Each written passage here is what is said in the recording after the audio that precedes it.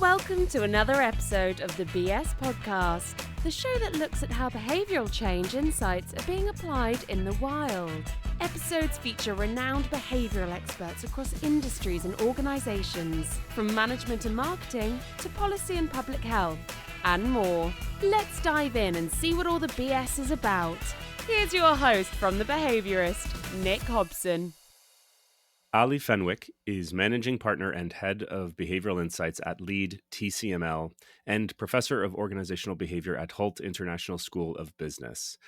By using the scientific method and modern-day data science applications, Ali and his team at LEAD TCML run behavioral experiments and design behavioral interventions for business organizations, educational institutions, sports teams, government, and non-government agencies. Ali specializes in the application of behavioral interventions for business improvement, government policy design, communication of effectiveness, talent management, mobile application design, and psychographic profiling. He's led research and commercial teams in automotive, telecom, healthcare, pharma, banking, food ingredients, and higher education. In the field of innovation and entrepreneurship, Ali enables startups and organizations to incubate and accelerate innovation. Through the provisioning of education, keynotes, hackathons, organizational design, stakeholder meetings, and people management, he supports organizations to build a culture for innovation and transform creative ideas into practical solutions. Ali has an MBA from Rotterdam School of Management and a PhD in organizational behavior from Nyenrode Business University. Nyenrode, yeah. Nyenrode, thank you. Nyenrode, Welcome to the show. So that was going to be my first question for you, Ali. Was am I pronouncing that correctly? So the E, there's a little bit of an inflection at the end there, correct? It does, yeah. It does. Well, Nick, thank you for having me on the show today. It's really great to be here and nice to talk to you as well. Great. Well, thank you for coming on. Really appreciate it. We had to our listeners, we had a little bit of technical issues, but we've managed to come on here, and I'm really excited to dig in. So let's just jump right in if that's okay with you. Sounds absolutely perfect. I saw this video of you talking online somewhere where you were talking about lies and lying and dishonesty.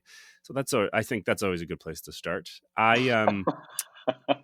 I've always been interested in lying, and you talk about it in this very short clip. Just it's sort of it's a very refreshing and, dare I say, honest take on lying.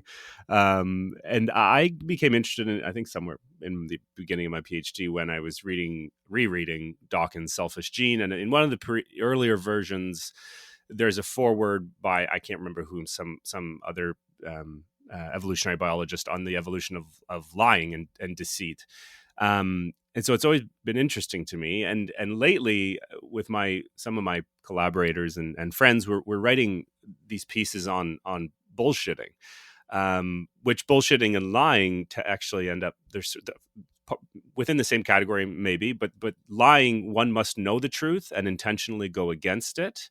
Whereas with bullshitting, you don't have to have any knowledge of the truth to produce bullshit. This is a definition. One simply makes statements with an intent to impress or persuade without any concern for whether it is true or not. So I'm curious why this interest in lying, and what sort of impact do you see actually in modern business and modern markets? That's a great question. I think the whole idea behind if we look at today and we see how important ethics is, for example, in business, more than ever before, in today's rapidly changing world, we see that, ethical behaviors, or, what is the right decision or what is the right choice to make in a world that's very uncertain, it falls back on, let's say, managers and leaders' own values and moral concepts. And I think this, I think a lot of people are challenged in today's world on what is the right decision if you don't know which decision to make. It's often said that the man with the one eye in the land of the blind is king. And so, that one eye represents your value system, your moral system.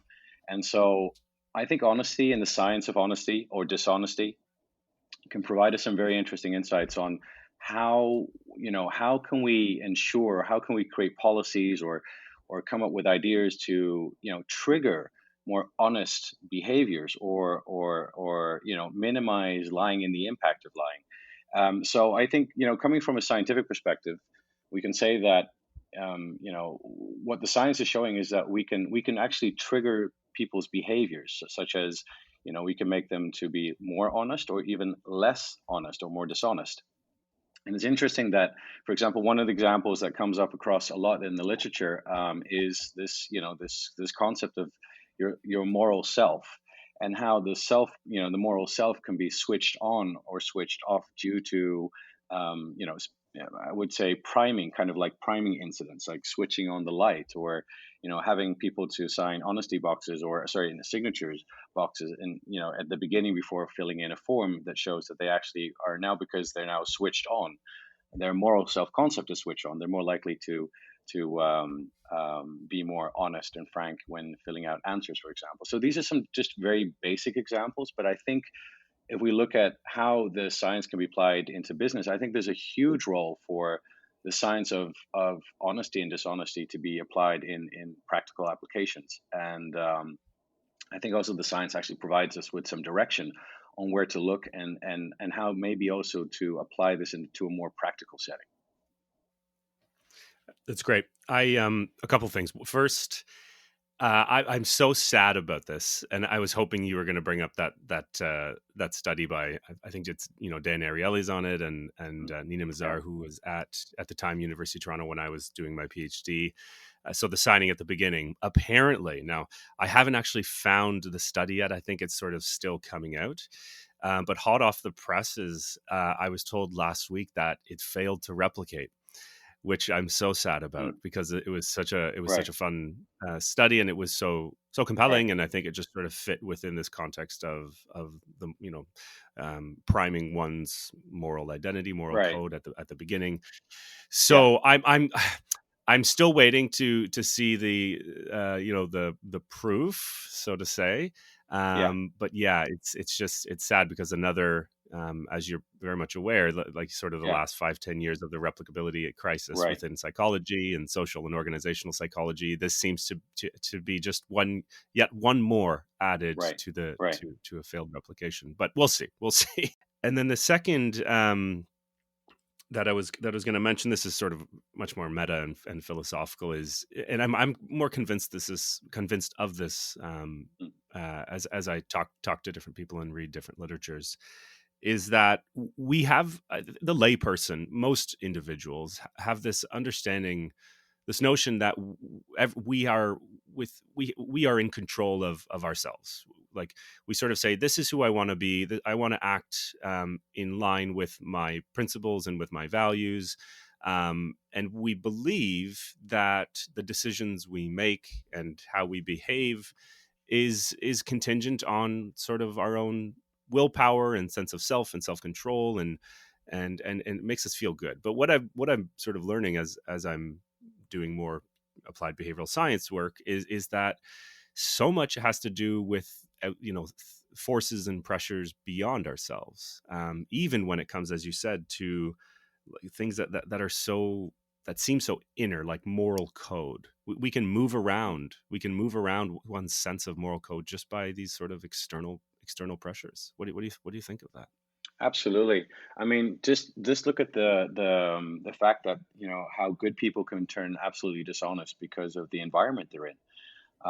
Take Emron, for example. I'm pretty sure a lot Hmm. of really good people work there, but sometimes, the environment can play such a huge factor, or have such a huge effect on people's individual behaviors, that we often forget that, that the external environment, and all other factors, psychological factors, emotional factors, environmental cues, as we mentioned before, can have such a huge impact on individual behaviors. And it brings us back to Lewin's, his formula for social psychology, which is behavior is a function of the person times the environment.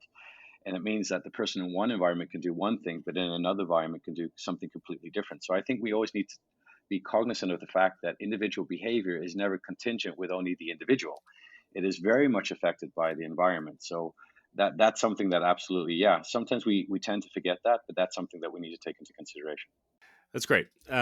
So just to pivot, I'm curious just to hear a bit about you guys at at LEAD TCML and what you guys are doing, and maybe just sort of like what you've been working on lately and how you structure the Sure. team. Yeah, just really high level Yeah. what you guys are, and be sure to touch on the point that we were talking about before we hit record because it was really Yeah, interesting. absolutely. Yeah. So, yeah, it's a tongue twister, isn't it? Lead TCML. I'll come to that in a second. Tell you why we chose that name. But just first, just a brief introduction. So, we're a behavioral insights company and specialized in behavioral-based solutions for, as you mentioned already, for business, retail, education, and government. I think the core focus for us has been business. How do we apply behavioral economics and psychological intervention within a business setting? Which kind of does moves away from the original application of behavioral economics interventions and nudges, which were mainly being applied in the public sector, and we from the beginning decided to focus more on the private sector. We were established in 2011, so we're one of the first companies that actually were offering training and consulting in that field. And this brings us then back to the name Lead TCML. So a lot of my peers were asking me, so why do you not call Nudge Unit the Netherlands or, the nudging company or anything with nudge in it? And what I told people then at the time, I said, look, if you have the name Nudge in any of your names, you're not going to be making money. So a lot of the companies that I spoke to at the time, they were doing a lot of pro bono work. They were, a lot of people, a lot of organizations didn't know what nudging was. You Mhm. saw some marketing organizations entering the behavioral field because it was the next big cool thing to do, and it was a great way to get prizes in the marketing field, marketing awards. Then you saw some designers getting into the field because behavioral science mixed well with design, and then the researchers got into that field as well. And I think that was a perspective that we came from. We came more from a research perspective to see how can we apply psychological intervention in an applied setting where we can then focus more on creating positive people outcomes, team outcomes, and performance outcomes. So that's kind of how we started, and we Mhm. have been doing business mainly in the private sector. So we've been working for companies like Unilever, Philips, Mercedes-Benz, Honeywell, PwC, but also for the public sector as well. So we've government institutions like the municipality of Rotterdam, where our company is based, the health ministry of Ghana, and also the government of Sharjah in the UAE. So we've been working in different sectors and looking at how we can apply not just nudging alone, not just the concepts of behavioral economics, but also behavioral science in general, and seeing how we can therefore also improve performance and outcomes and help to solve specific problems around that. So that's how we started around 2011. And some of the work that we're working on now today is pretty broad. So I think mainly in the field of business, we've been looking at two specific areas. So we apply a lot of, or the work that we have been given and that we're doing is mainly around either around the consumers, so more in the sales and marketing side of things. So how can we improve the efficacy there? And on the other side, we've been looking at how to apply behavioral economics more into the organizational development area, focusing mainly around talent engagement and retention.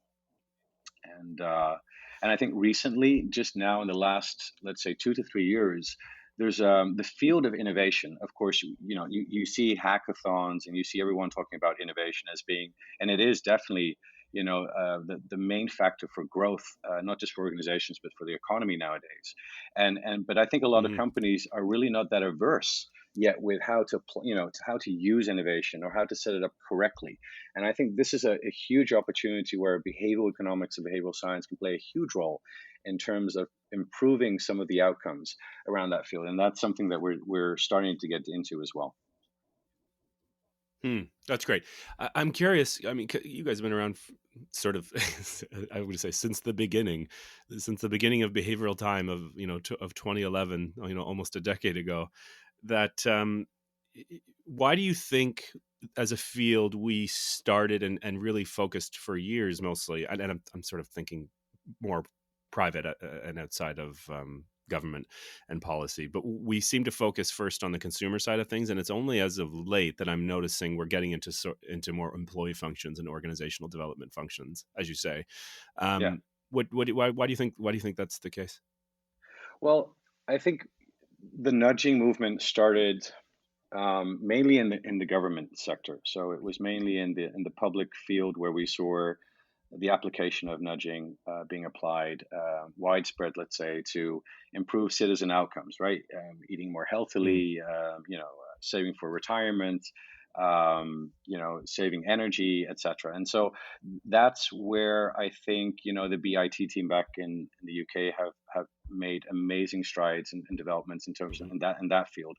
Um, but we didn't see a lot of application in the business field. And I think you're spot on to say that, it was mainly the consumer field first where we kind of saw some of the first movements.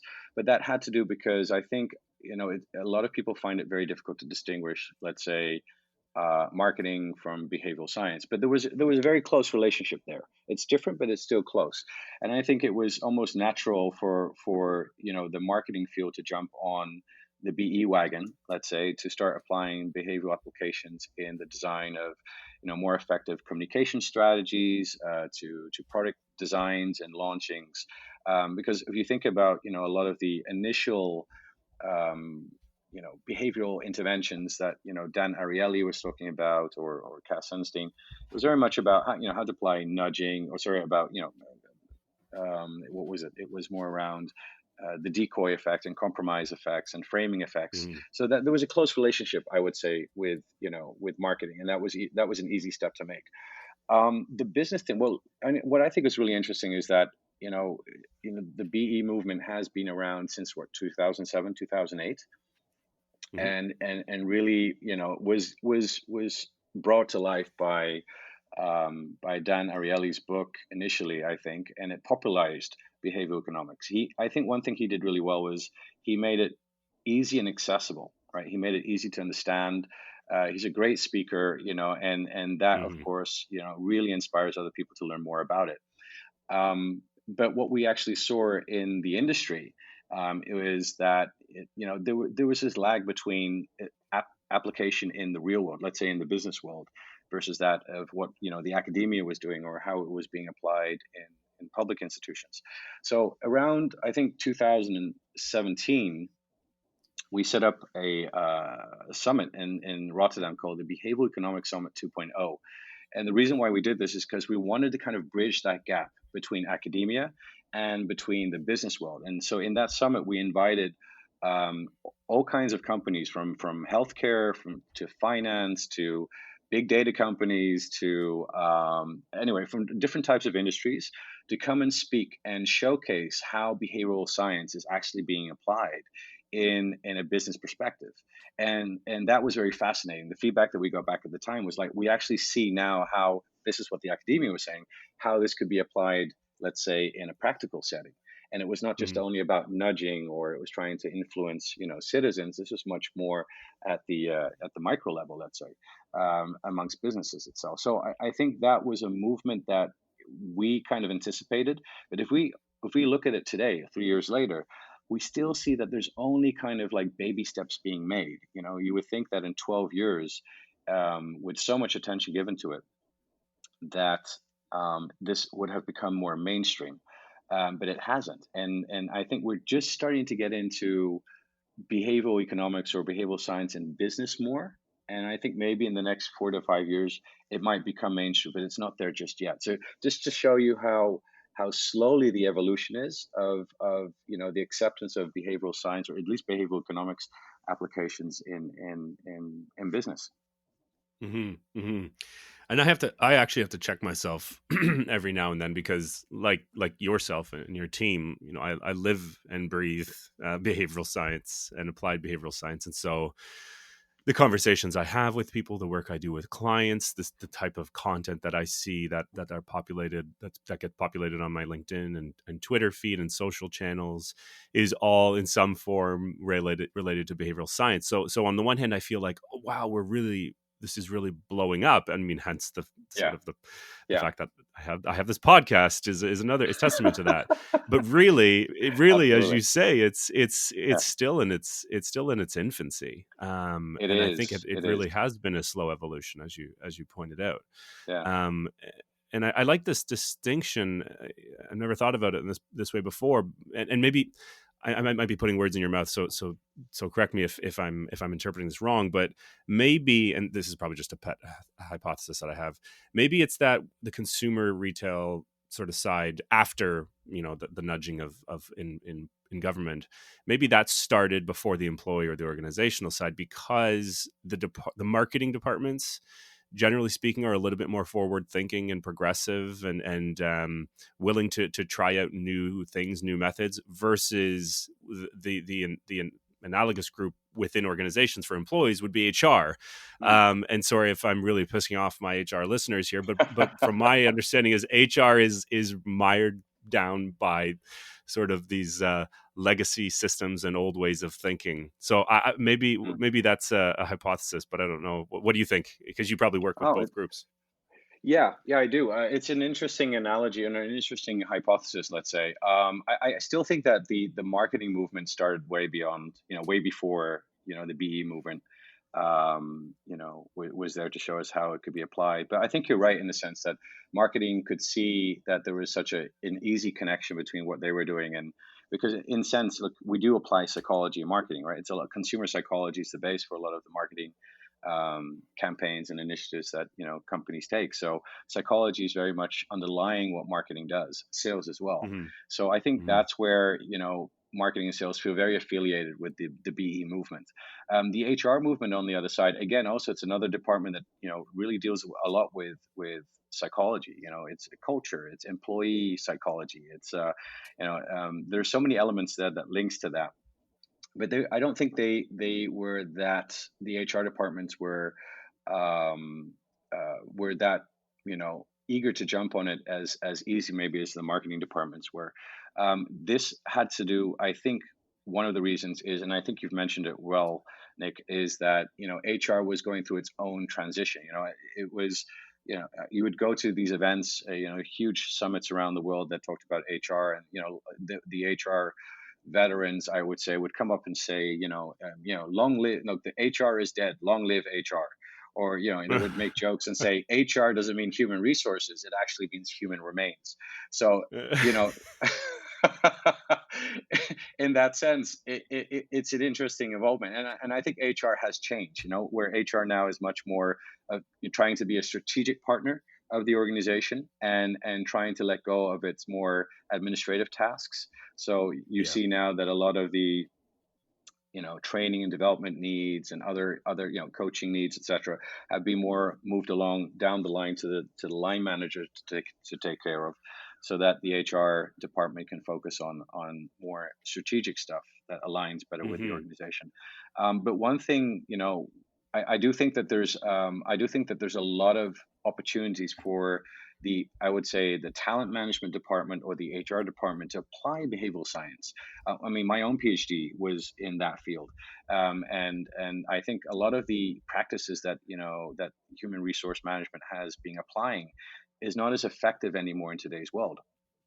Today's world is rapidly changing, but the problem is that these departments are still applying traditional approaches to for example, to get people engaged or committed. Or loyalty is long gone in organizations, but you can still find psychological interventions to solve this issue. And I think that's a huge opportunity for HR or people who are responsible for people in organizations to definitely jump on, because there's a lot of opportunity there to find solutions. Absolutely.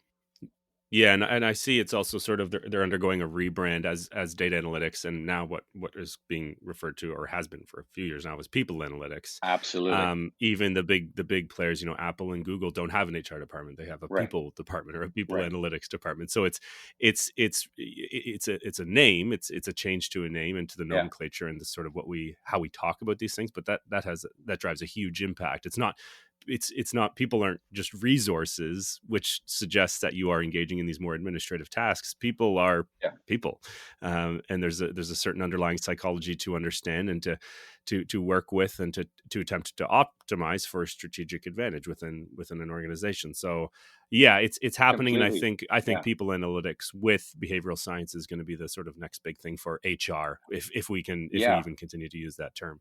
Oh, absolutely. And let me just jump on that and say that, I think, a lot of people are very scared nowadays because they think, AI is coming, is coming, more and more companies are outsourcing nowadays, that a lot of people are fearful of their jobs. And one way they're right, because, definitely we live in an economy now where, we have to continuously develop ourselves for a lifetime, otherwise we become irrelevant.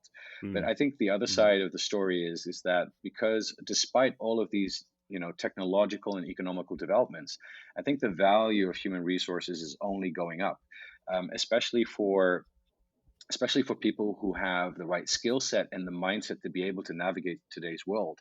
There's a huge demand for people. I think McKinsey mentioned in one of their reports a decade ago, like there's a war for talent. And just recently there Mhm. was also a report that, and in 2020 there would be a shortage of up to about 45 million college educated workers worldwide, and 95 million skilled workers, or the workers with the right skills. So it just shows you that human resources are absolutely vital to organizations. I mean, Yep. talent management is contingent with organizational success and continue business continuity. So definitely, it's about using the right technologies to keep the right people on board. I think, and finding the right people as well. So I completely agree with you.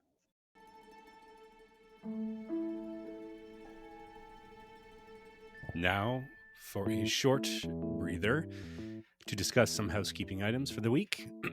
For newcomers to the show this week and last, welcome to the community of behavioral practitioners and, as I call, budding behavioral enthusiasts. For you, you can find all episodes on your usual podcatcher programs, as well as on the website www.behaviorist.biz/BS podcast. And remember to subscribe on iTunes podcast or wherever else you get your podcast fix. And last thing, we are in an unprecedented time, a la coronavirus, in which any risk of spreading and sharing isn't really a good thing. So, as an antidote, how about a positive contagion effect? A spreading and sharing of the show to other people so that they catch the BS bug, if you will. But yes, lest I bore you with any more cheesy puns and analogies, I say let's get back to the show and the knowledgeable Ali Fenwick. And actually, just last week, I had Rich Chataway on the show, and his book, which also just published last week or a week and a half ago, was called The Behavior Business. And his thesis in the book, or one of his theses in the book, is that as technology continues to develop and advance, the more it's going to be even more important for the people side of the organizations within HR and sort of how the behavioral Absolutely. science applies there. Yeah. That's going to Yeah. be even more critical than ever before. So Right. it's sort of presenting a different side of the argument to Yeah. say, we can't just be looking at the newfangled technologies and think they're the best thing and they're going to sort of Yeah. solve all of our business solutions. No. We it's all the more reason that we need to focus on the people side of and the behavior side, I guess, right? Absolutely, absolutely. By funny enough that you spoke about him, I'm attending his book launch coming Thursday in Oh, okay. London. Oh, cool. That's awesome. He was great. He was Yeah, great. It was the first time I yeah, chatted with him, but it was lovely. It was a lovely conversation. That's really cool. In fantastic. London, you said? Yes, yes, yeah. I'm going there with another, let's say, another veteran in the behavioral field, Koen Smits, Hmm. and we're going to attend the book launch there. Yeah, Oh, yeah. very So that's cool. gonna be Very very good. cool. Yeah, A lot of action coming out of the UK and in London and the yeah, surrounding London area. I think it's I talk about this often. I've had a lot of UK guests on the show, and there is a difference. There's the what I call like the UK or the European tradition versus the American or the North American tradition of BE or applied behavioral science, and yeah, it's really interesting to see that they're sort of although we fall under the same umbrella yeah, category, there is these differences which present themselves because of whatever we choose to focus on in our work. And it's also you see that in academia as well, with like the German tradition of psychology, social psychology versus the American one, and now we're seeing it again yeah. in behavioral practitioners, which is really interesting. That's interesting. Yeah. I'm gonna pivot. Oh, we forgot to mention, you didn't talk about the did you mention the lead? You did. You said the nudge Yes, thing, I did. right? Yeah, That's yeah, my we fault. talked about it. Yeah. You did indeed. Yeah. Here's my working memory is it's No Monday worries, morning. that's fine. But let's pivot to Well, something if we you like, haven't if you, talked about. Yeah. Go oh ahead. yeah. I was going to mention, you talked about data analytics and AI, and I think this is a really interesting, development. And then it kind of like the next big thing where I think a lot is going to happen. And Mm. so if that's something you would like to talk about, I'd definitely be more than happy to kind of provide my perspective on that.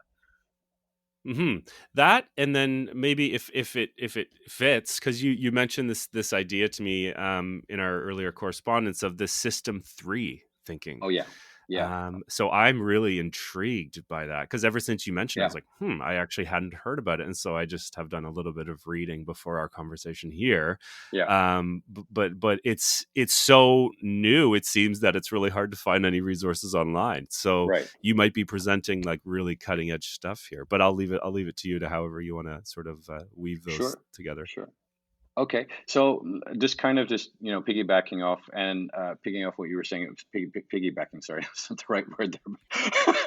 Piggybacking off what you were saying before on the AI side. I think this is something that we definitely need to take a look at, because the digital nudges and the application of AI with Mhm. behavioral economics is really fascinating. It's opening up so many opportunities.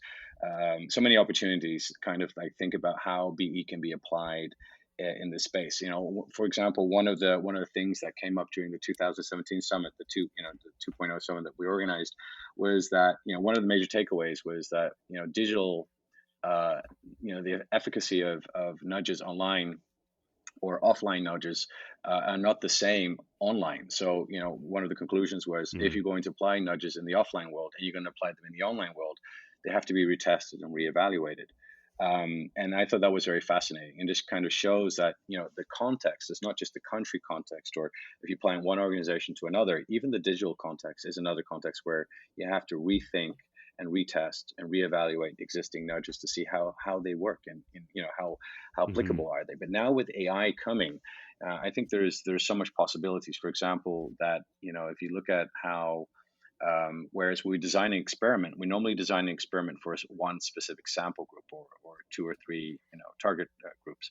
But with AI, we can now basically target heterogeneous samples within a pool of different people. So basically, you can personalize nudges on the go to fit the requirements of different types of people, which I find very fascinating. And I kind of feel that's kind of the next big thing. But at the same time, when we think about personalization, psychographic profiling, etc., we also start to think about the memories of what happened with Cambridge Analytica comes Mhm. to mind.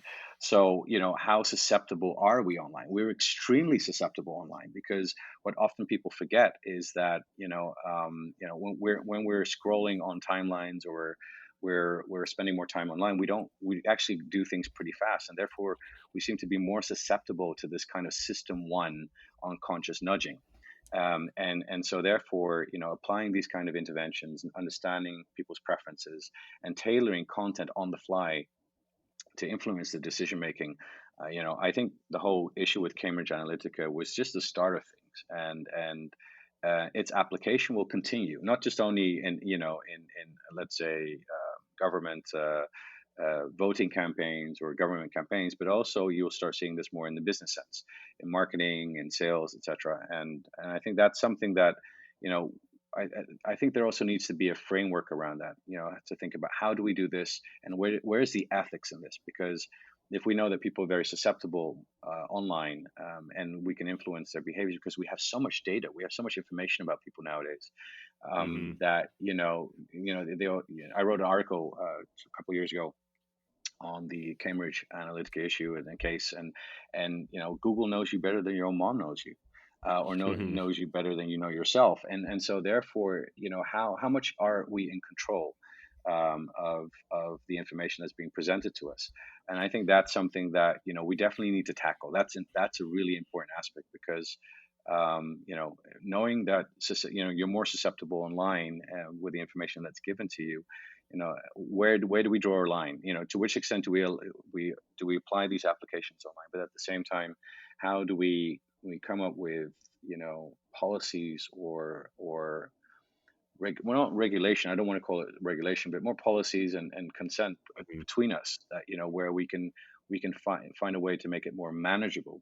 Because for sure it's going to happen, and we're going to see much more applications now in the business field being applied. So that's Mhm. something that I think is going to happen. Yeah, we need to take that into consideration. Yeah, Yeah, and I'll jump in there. It's really fascinating. Something I've been thinking a lot about, along with a friend and colleague Rob Hayesfield, who might be listening to this. He and I have been doing a little bit of research and writing on this idea of sort of the person side yeah, of Kurt, which you mentioned of Kurt Lewin's equation there. So yeah, in the last 10 years, we've been really over anchoring and emphasizing the context or the situation or the environment side absolutely. of that equation, which makes sense because it's easier to intervene on those processes and systems because you can sort of do at scale interventions. But of course, we know that people respond differently to different environmental triggers and stimuli. So what works, quote unquote, works for you might not work for me and might actually sort of lead to a backfire effect.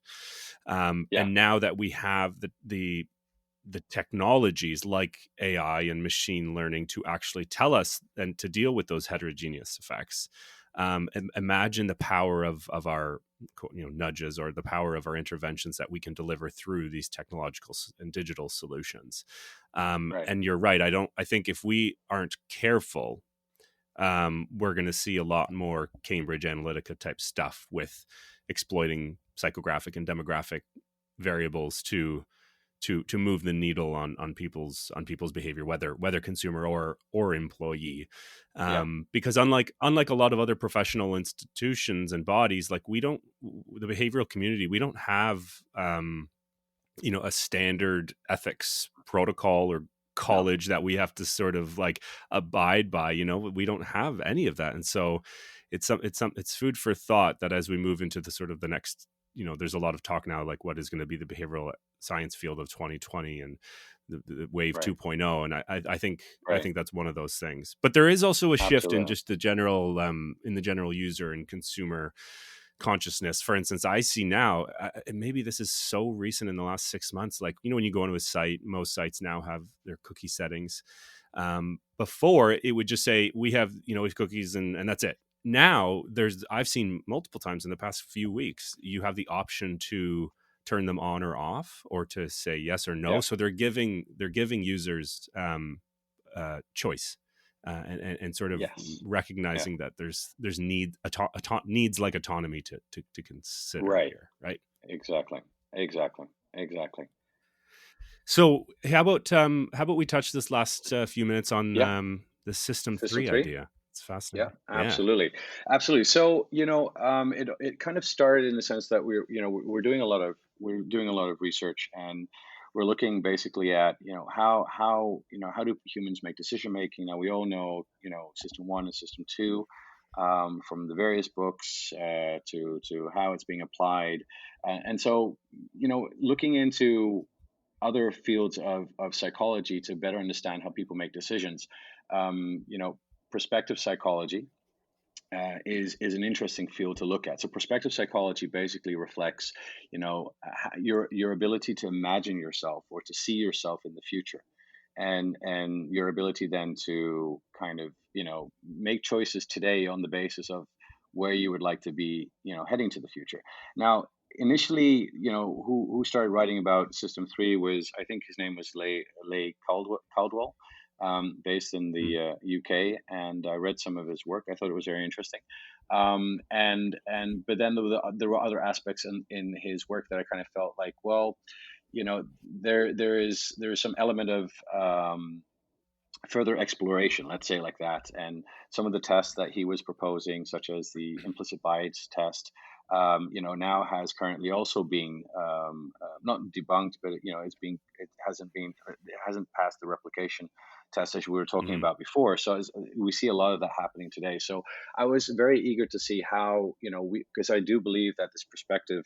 Um, our prospective ability to make choices has a huge impact on how we make choices today. So I wanted to further investigate that, see first of all how we could further conceptualize System 3, and but more importantly, how can we make it more practical? I'm a fairly practical person besides scientist, but I like, theory has no place in, I guess, in our business or with me if we can't make it practical.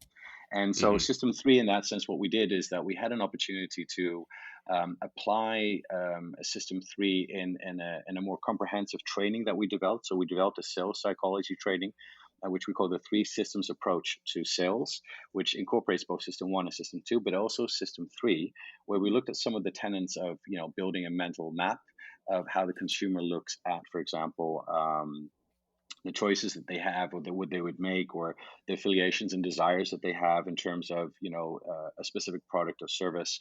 And you can imagine, when you think about imagination and imagining yourself for the future and having these main desires, this relates very well to products that are abstract, or maybe to very new products, or things that you could have other kinds of associations with, such as education, for example. You've invested a lot of money in it, but what do you really get out of it? Is it the functional attributes of the product or the service that you're getting, or is it more of a psychological, stimulus that you get out of buying such products? So basically, in a nutshell, System 3 and focuses on this kind of, projecting yourself into the future and evaluating how you would feel about that future, and what steps would you take today to get closer to realizing that future. And so, how did we make this So is practical? it more? Is it And we like a reflective type mindset, sort of, versus the intuitive or deliberative? Well, it's much more of a subconscious mind, basically. Your ability. So when we think about the Mm. subconscious mind, it's more about visualizing that future. So I think that's a nice way of kind of distinguishing the three mindsets. So first of all, System 1 is very much the unconscious mindset. It's, our automatic response to the stuff that Hmm. happens around us. System 2 is very much the conscious mind, right? So it's very much that rational cost benefit analysis that we're making, Hmm. which costs a lot of effort to come up with an answer what we think that, what it should be. And then System 3 is much more of the subconscious mind. So what are the associations that we have with something? What are the, Mm. the desires that we might have with something? Once we have something, once we buy a product, how does it make us feel? So that's how I think we can distinguish those three systems from each other. Mm. But it's very interesting because we wanted to look at how could we make this practical. So we decided to take some of the initial concepts of the theory of System 3, and we started to apply it into a sales environment. And so we wanted to see if salespeople could improve their sales outcomes or their customer relationships, or maybe even something like consultative setting, through the usage of this perspective approach to decision making. And what we found so far, so this has been a rollout globally in different locations for one company.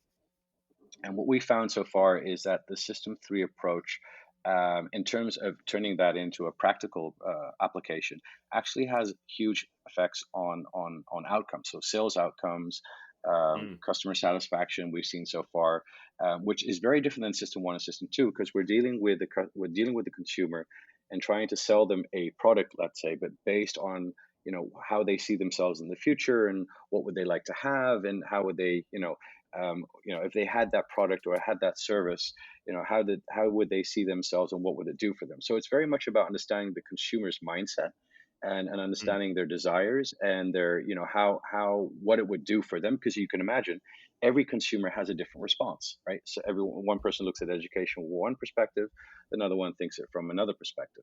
And I think that that's kind of where we're kind of training salespeople in, to discover that mental map of the consumer, and then to help basically consumers to get to steps closer to that outcome that they've associated with, let's say, for example, taking a new product, or deciding to do a master's program somewhere.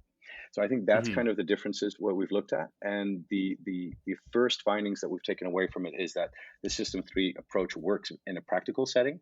And I think on the basis of this research study, what we're doing is that we're going to further conceptualize what System 3, what we think it is, and kind of add to the existing theory in that perspective. Very cool. Awesome. And one final question for you: the BBB, or the Big Behavioral Brainstorm, of all the issues we have in our current society and business and basically everywhere around us, Which one, if you had to choose one, could stand to benefit from a behavioral-based application? That is a great question. I have so many ideas around that. um, I mean, there's like I already talked about innovation, but I think the application of behavioral economics in the developing countries I think, has a huge impact. First Hmm. of all, the work that's done by Busara, I think they're based in Kenya. I really love what they do. They're really showing that how behavioral economics and behavioral science can be applied to help people make better decisions for themselves, saving, health, nutrition, etc. And I think that's really a major area that we still need to consider about using behavioral economics, using it for the good, not just only for the profit, but really using it for the good. So I would say, and I would argue that developing countries and helping people make better decisions for themselves to improve their well-being, their wealth, and their health and their happiness is still very much an area that we should be doing much more in. And I think that Hmm. it will be, it'll play a considerable role in improving, their well-being overall. So I still think that that's very much an area where we should Hmm. be focusing on more for the future. Hmm. Very good. And so far, of 25 or so guests that I've interviewed, every answer of the BBB has been a very pro-social motive, which is great. Nobody has yet Yeah. to say to make more money or to make the rich richer. Still waiting on that one guest to come on the show, but I doubt I'll hear that, which makes me feel good that that Yeah. behavioral science can truly be used for good. I think For the it's good. sort of a perfect system that lends itself to that sort of stuff, which is great. Well, Absolutely. Absolutely. Ali, thanks so much for coming on. This has been great. Time flew by on my end, anyways, and yeah, be sure to link to all the things we covered in the show notes, and I think this is going to be great for listeners. So thanks so much for coming on. Thank you for having me on the show, Nick. Thanks.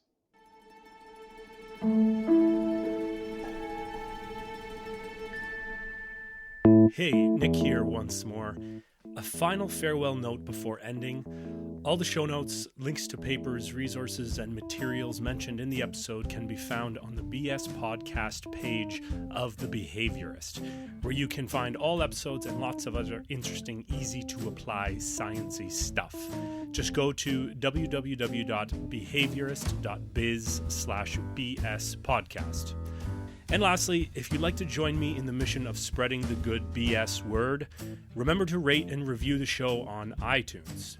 Why should you?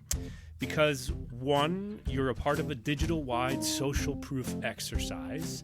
2, you're helping combat the negativity bias in the form of positive reviews. And 3, it's a little pre-commitment for your habitual podcast listening. A little investment to keep you coming back for more BS. I mean, how much more behavioral can you get? Thanks again for listening. Until next time, remember, keep your facts ugly and your hypotheses beautiful.